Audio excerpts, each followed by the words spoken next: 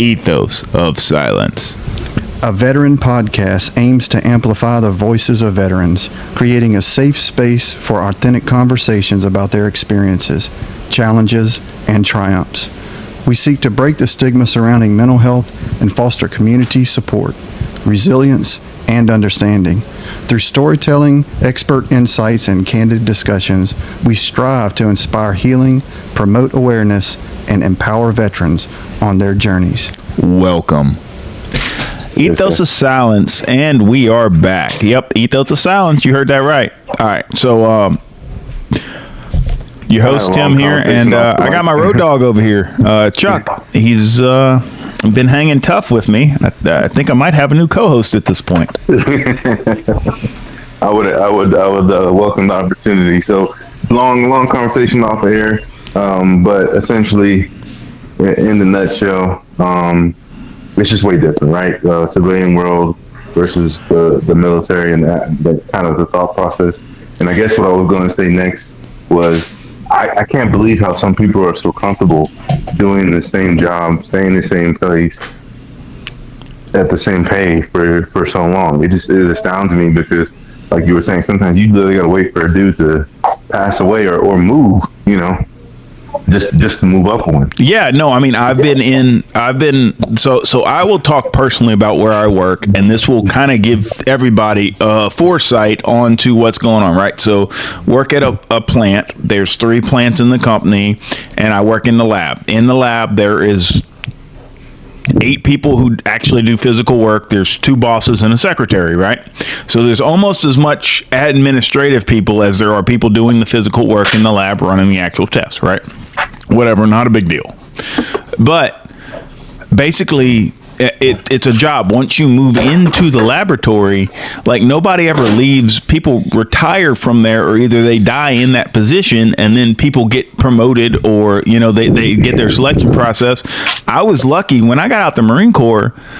I got hired into this plant, but the only reason I got hired directly into the lab, which is normally a job that everybody's gunning for, is nobody else in the entire plant was qualified. Like, nobody else in the plant, when my job opened up, was eligible to get it because they missed so much time of work or all this other different stuff. So nobody was actually qualified to apply. All the candidates they got were disqualified because they missed too much work, or other little reasons. They didn't pass the retarded ass in-plant test or whatever it was. So, and now since I've been there 12 years, I look around, and of the 8 people, there's 2 of them left that I got hired in with. So, like, I'm the 3rd senior person in the lab waiting for this next job to open up, because it's just like there's only so many roles to play. And, like, when the next person goes, you step into that role, but you mostly step into that role because you're like, cool, I don't want to work these hours no more. I don't want to do this, or I don't want to do that. This is the next role. It's the next thing you step up and do, and it's just what you do, And it kind of makes sense depending on what stage, how old your kids are, and what your kids are going on and everything else, because it provides the best work-life balance. And I think that's we don't learn. That's the weird thing, that whenever we're talking about transition, is a work-life balance. How do we balance this? How do we stop with everything else and balance a work life? I'm horrible at it. There's no doubt. There is no doubt that I am horrible at a work-life balance.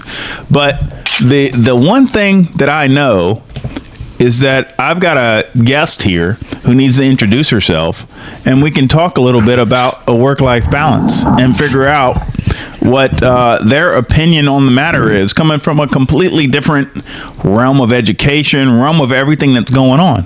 What do you think? Hi, I'm Lacey. I'm Tim's girlfriend. Talk into the microphone. If you can't hear your echo, you're not talking.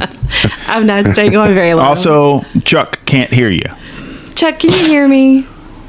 I can hear you now, Lacey. He can hear me. Now. I just happened to walk through the living room and listening to the podcast, and I had to jump on and say, a very smart person, not myself, once told me that there is no such thing as a work-life balance.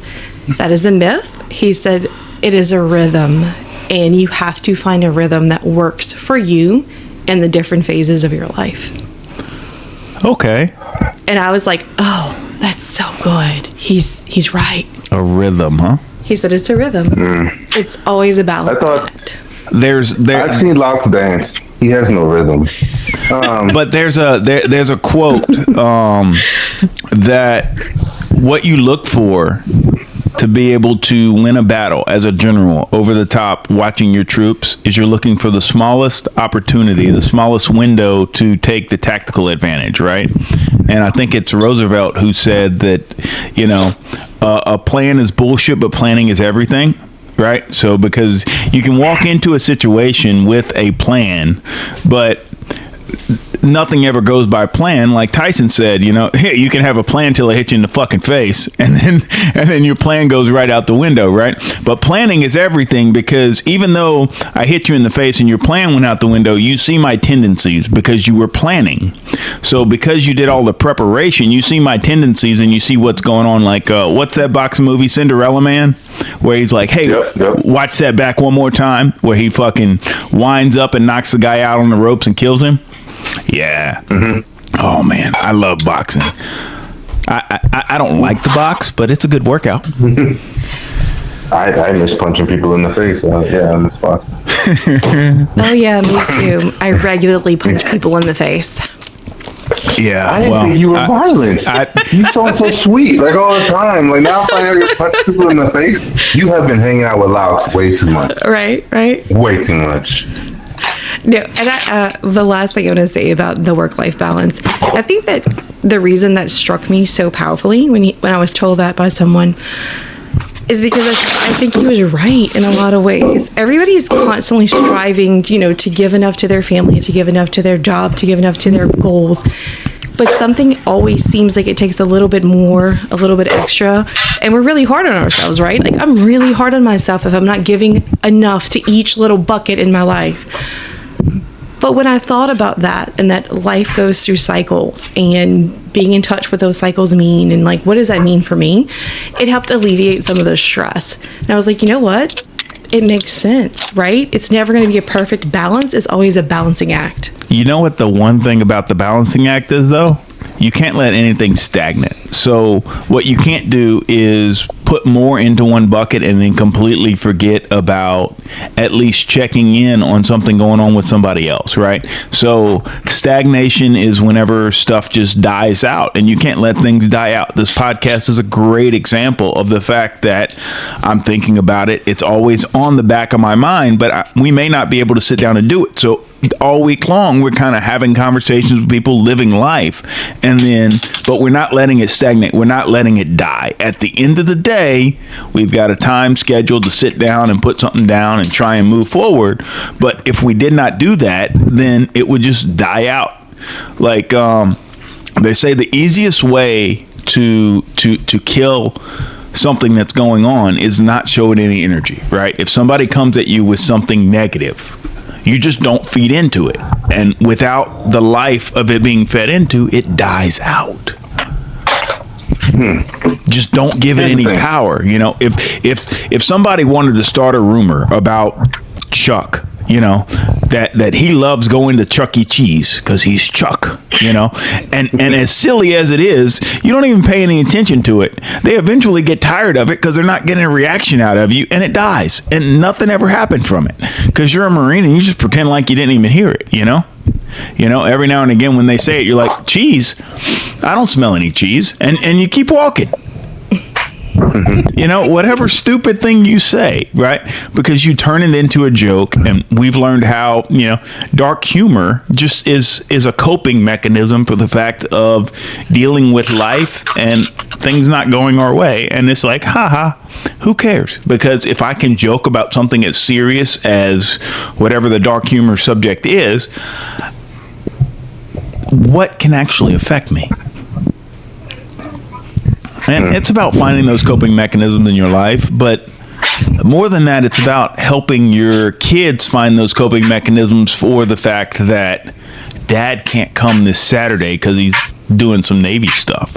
Or what's the coping mechanisms they're going to have to deal with whenever you actually deploy with the Navy because something happens and you get activated and you've got to go do some secret squirrel shit in Venezuela?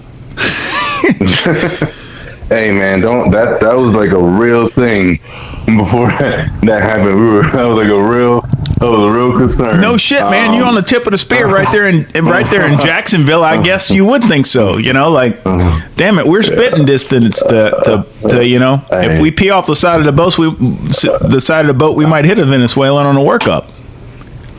Man, I can't tell you just how much I don't want anything in my lifetime or for the rest of my lifetime to pop off. Like I just want peace, man.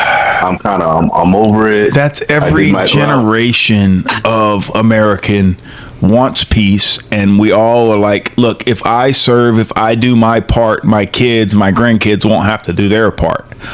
The honest thing is the fact that as long as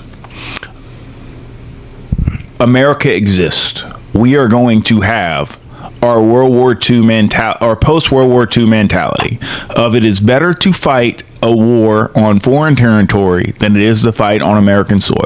And as long as we have that mentality, which I agree with wholeheartedly, we have a very, very strong need for a military, and we have a very, very strong need to jump into conflicts before they become larger than what they have to be.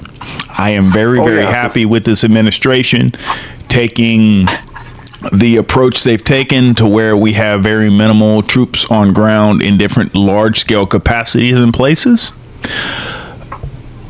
But the next administration can do whatever they want. You know, like we used to think Republicans will send us to war and Democrats will keep us out of war when I was going through high school and whenever I was going through middle school and everything else, you know, like Republicans will send us to war. Republicans want to start this shit. And then Bill Clinton gets in service in office and he starts selling off naval vessels, you know, like I need to pay down the debt. Let's sell off some boats.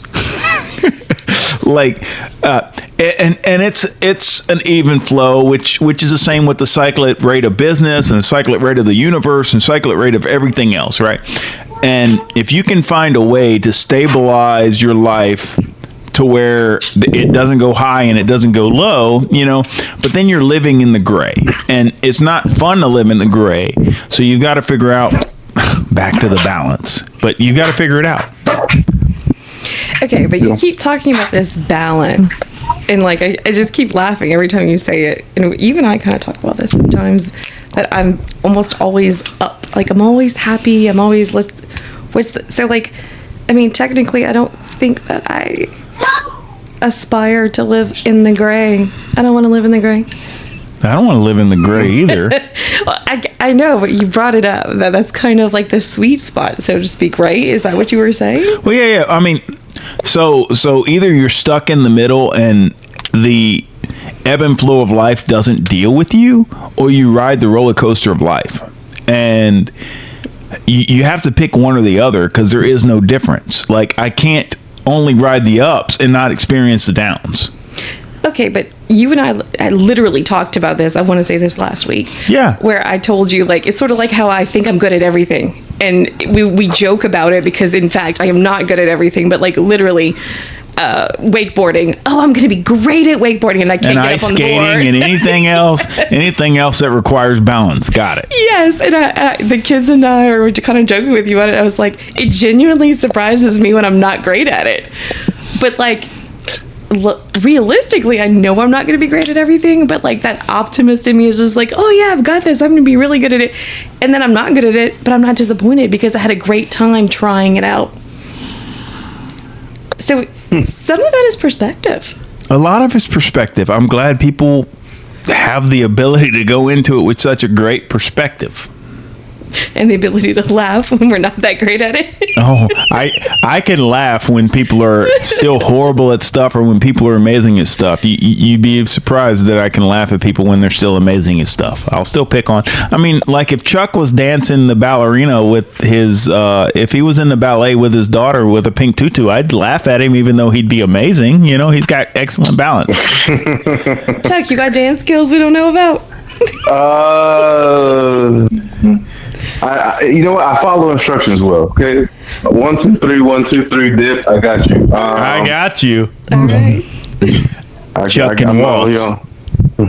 Hey, yeah, exactly. Yeah. I'm cultured individual, or at least I try to be.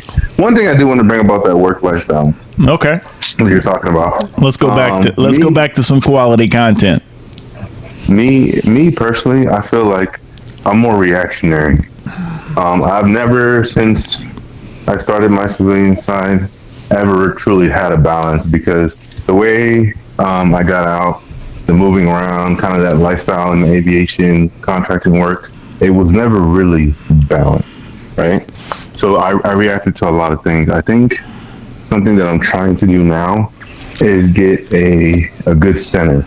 Okay. Right? Just like somewhere where a point in time where I'm at emotionally, physically, where this is not, maybe not optimum. This is maybe not me at my very best, but it's something that's my day-to-day livable, functional, right? Yeah. I can be happy with it. Content, I guess, would be the word.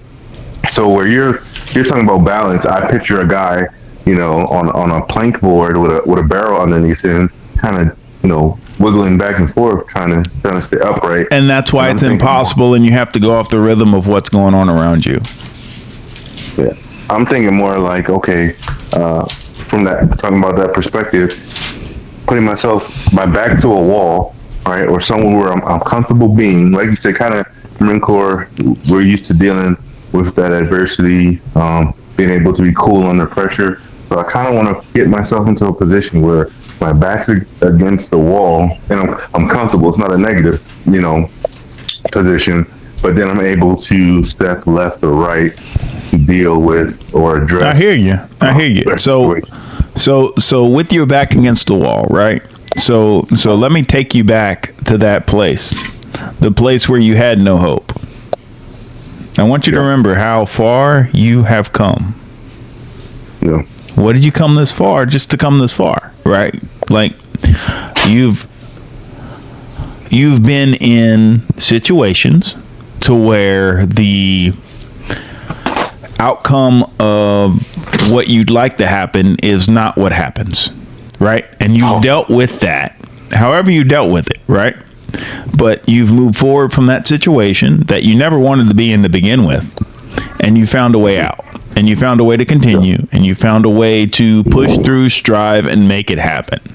So why have you come this far to only come this far, right? Like it's time to be like Vegeta in Dragon Ball Z. Take a little pride in yourself. Realize that you're a Marine. Marines have been born in the fire of uncomfortable places. So you're comfortable in the uncomfortable, and take advantage of that with the fact that you're able to double down and get anything done. Anything you set your mind to, you can do. It's just, is there enough time in the day to get it done?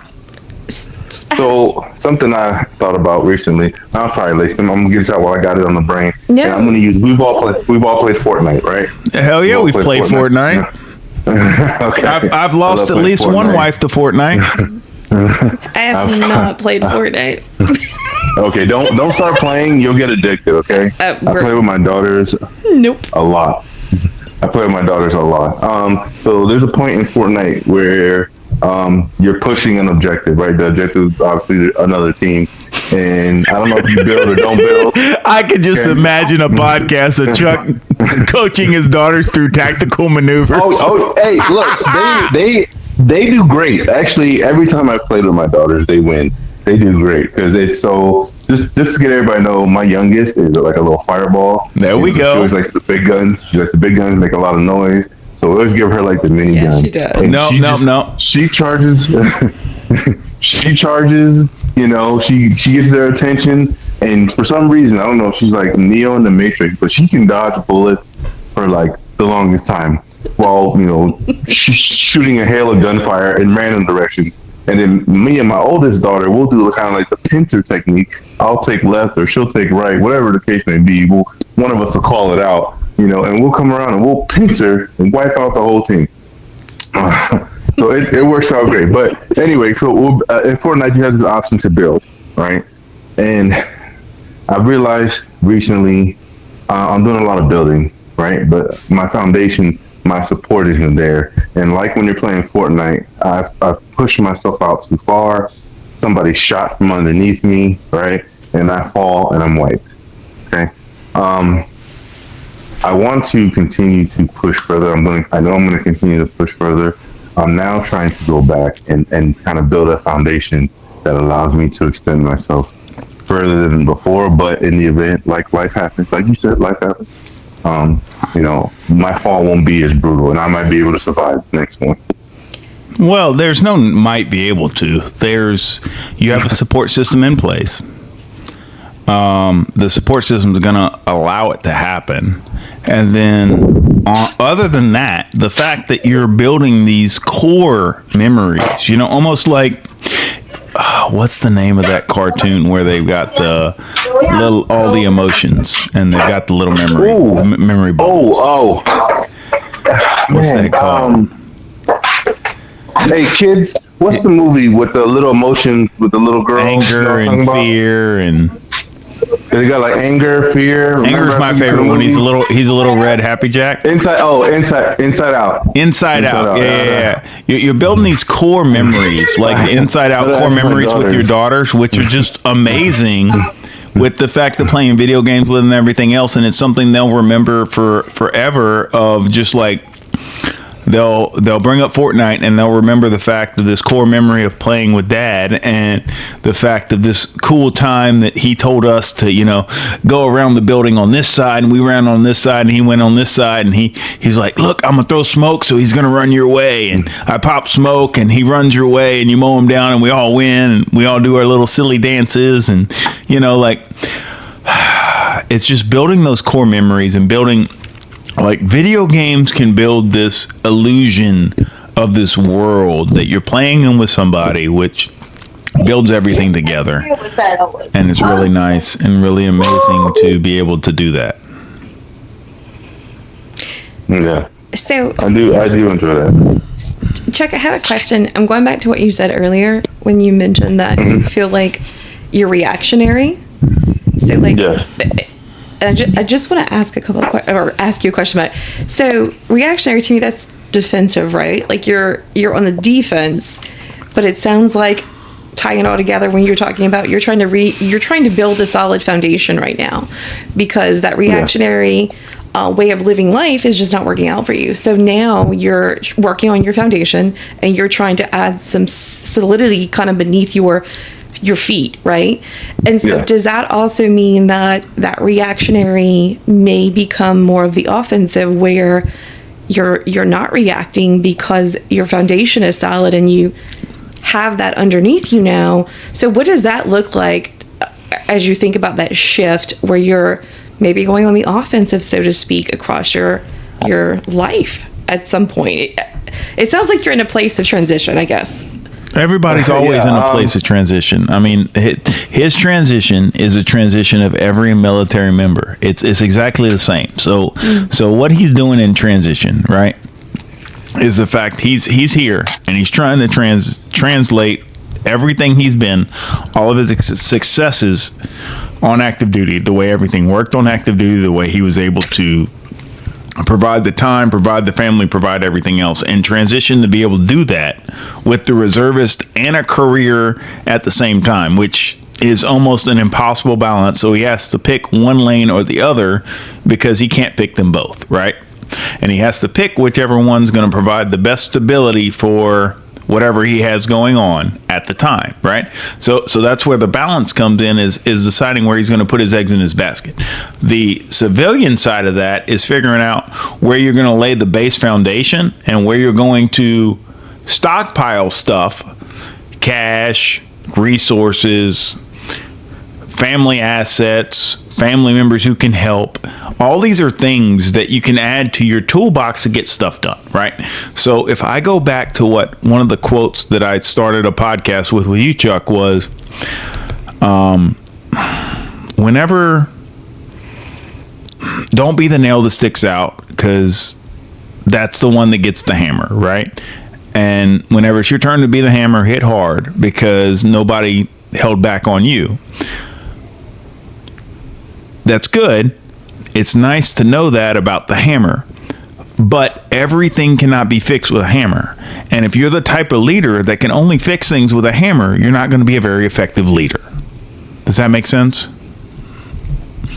Yeah, I think as a leader, more than anything, you need to be flexible. I'm continuing to read that book, the one that we talked about in our previous content. The naval book. Yeah. So continuing to be flexible as a leader is one thing, and then you need to learn how to do that as a civilian with the Semper Gumby Marine Corps always flexible concept of the fact that I'm reactive to what goes on, but I have the base foundation of support to where no matter what goes on, I'm covered, right? So the fact is I have 2 daughters, right? I know that if something goes on, I have 2 sisters that can take care of them. You know, like my mom can go do this and this person can go do this, or their mom can go do this and somebody can also help out over here while I'm deployed. I've set up enough people who can communicate and help and kind of communicated with them like, look, I know you don't like them, but we need to make this work because I'm not here. So I need somebody to please pull my weight.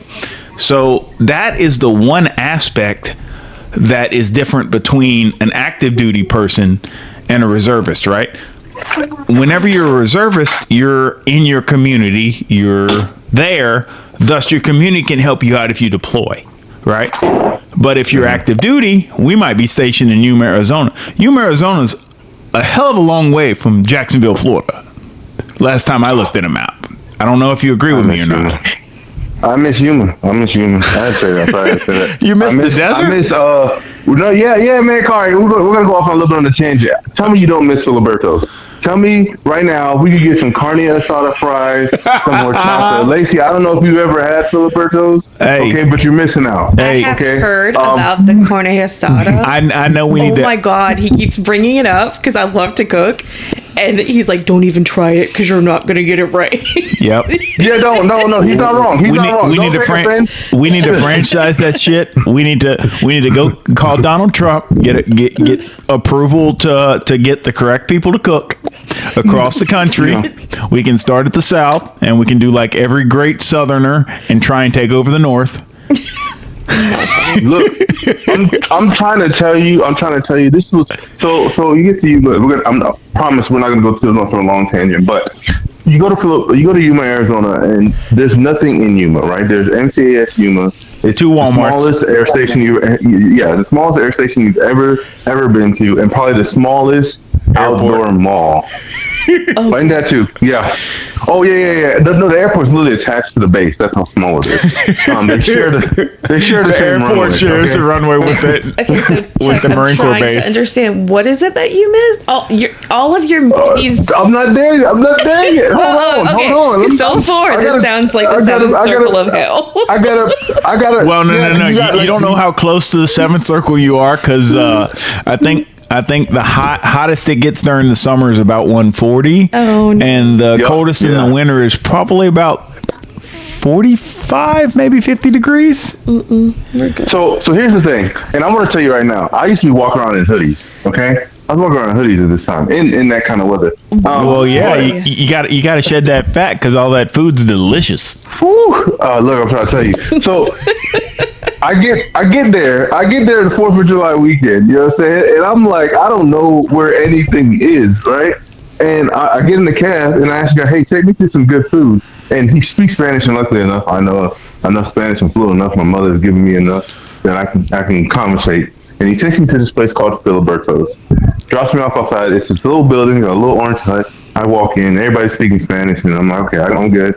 You know, I go out there and I ask for something, and I'm like, "What's good?" And she said, "The carne asada fries." She ordered it, gave it to me. I sat down. This is my first meal, right? And my new duty station. You know, family's all the way in Florida. My girl at the time was like all the way in Iowa or something like that. So you know, I'm missing a lot in everybody. And I bite down into this, Lacey, and all my troubles. Everything melts away. It's amazing. It's amazing how food could do that. You know, like I think if somebody was to give Trump a good taco, his entire immigration strategy, like this entire ICE thing would just disappear. All he needs is a good taco. He's got to look, and then you go to the street vendors. I'm telling you right now, you never had a taco the way you've never had a taco till you stumble down with the street vendors. That's anything hole in the wall, though. No. The best part. No. The best part about these street vendors is the dollar beers. I know that you two are not trying to tell a Cajun girl from the deep South, as Tim likes to say, the bayous of Louisiana, that I've never had good food. Just because I caught you with a mermaid net, like damn, whoever caught what's that princess at the mermaid? Ariel? Yeah. Ariel. Yeah. Just because I caught you in a net like Ariel, don't get overrated. Well, just because I have webbed feet doesn't mean anything. Look, check this out. What you don't know is Yuma is literally 10 minutes from the Mexican border. Okay, they drive over from Mexico. And they set up their little stand. Hey, look, look at you. You said, "Ooh, that's good food." Your mouth is watering right now as we speak. They literally make it over in Mexico and drive over. Don't water your mouth on the nice pillows. All right, Chuck. All right. Hold on. It gets better. Okay. So you got the great food, right? And yeah, they did. I'm saying, don't speak so loudly on this mic. It's recorded, okay? But one of the things we used to do as a shop, and this might be a little redneck, a little hillbilly, whatever, but you could drive down, what was that Third street Ave. right by It was Third Ave. Yeah. You could drive down Third Ave, you keep going till you hit the county road, you go like 100 feet off the actual road, and you can start shooting. Shooting what? Guns at watermelons or pumpkins or whatever Sam's would sell really cheap to make go boom. You put Tanorak in them. Are y'all serious? Yeah. Oh yeah, in the middle of the fucking desert, they go boom. Okay, that would be fun. That was amazing. The middle of the week, the middle of the day, like you just go. But here's the thing. That's the other thing you don't understand too. Houses were cheap in Yuma. I should have bought a house way back in the day. Yuma. Everything was cheap back in the day, man. And we'll look at the prices today and think 10 years down the road that we missed out. I know, man. It's just it's the way the market works. It's the way the world works. Inflation's just going to continue to spiral out of control because we don't know how to control the amount of money we got in circulation and everything else. We've got all these geniuses up there sitting there and figuring it out. Hey, man, we at 32 minutes, so go ahead. Final words of wisdom? Go have some real, authentic Mexican food and stop arresting the people that make the food so delicious. Okay, so I've got a story I've got to go off on. So wait, we're at 32 Chuck minutes. Is literally advocating for make tacos great again. Make tacos great again. Hey, make tacos great again. I hear you.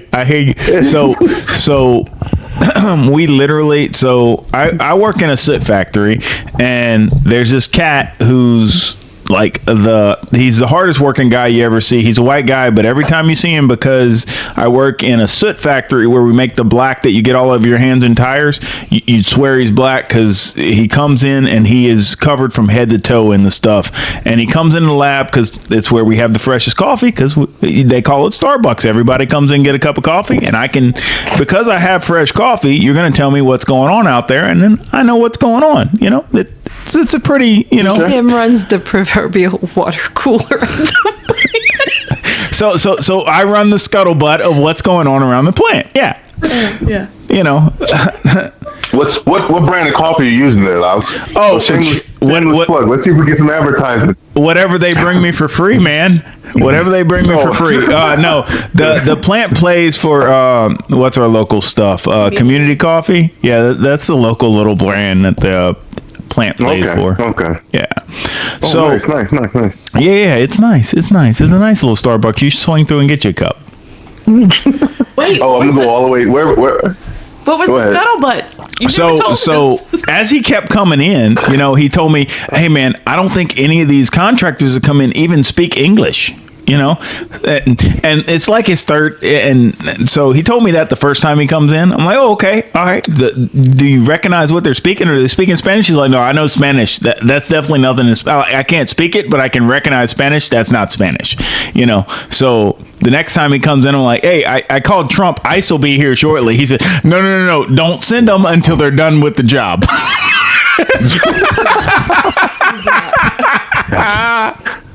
Oh my God. All right, man. Oh my God. Iron sharpens iron. We out.